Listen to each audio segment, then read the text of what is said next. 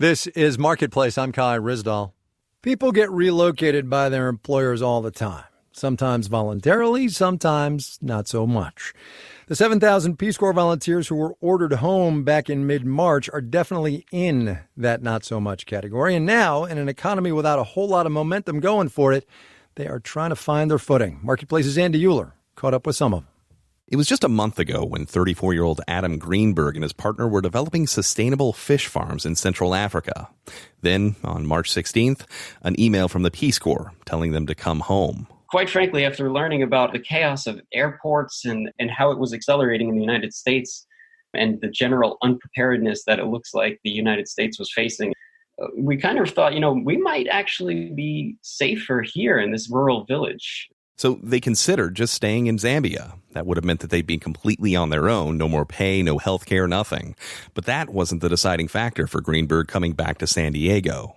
After a very lengthy discussion all day about this, we decided, we wouldn't want to become a burden on Zambia's infrastructure.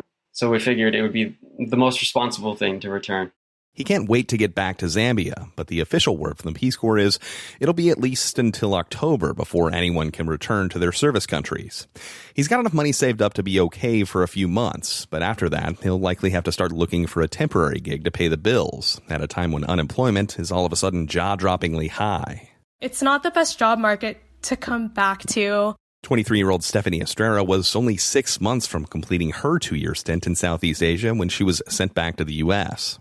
She went from spending her days teaching kids and mentoring local teachers in the Philippines to looking for work in Boise, Idaho. I've also started researching just some local volunteer opportunities around the Boise area.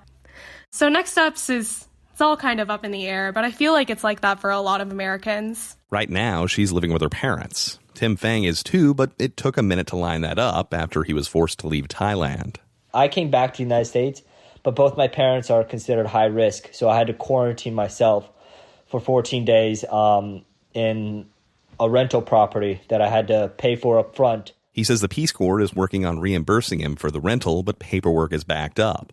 The Peace Corps also announced it would provide volunteers with a one-time $1,500 stipend to cover costs associated with the evacuations. That's on top of money volunteers normally get when they conclude their service. Like so many others, Fang would love to go back and finish up his service, but for now, I spent the last couple of days kind of like reworking the resume, looking at different job opportunities, looking at a bunch of grad school opportunities. Seeing what's available out there is just really tough right now for a lot of people. There's a network of former Peace Corps volunteers trying to help current volunteers when and where they can. Kate Raftery is Director of Service Innovation at the Peace Corps. She says some have offered places to stay, job opportunities, and emotional support because for the volunteers, there is disappointment, there is regret, and I think probably the biggest one is just the unknown. Raftery says they'll determine country by country when it's safe for volunteers to return. And a lot of that depends on when those countries open their borders and begin accepting foreigners again. I'm Andy Euler for Marketplace.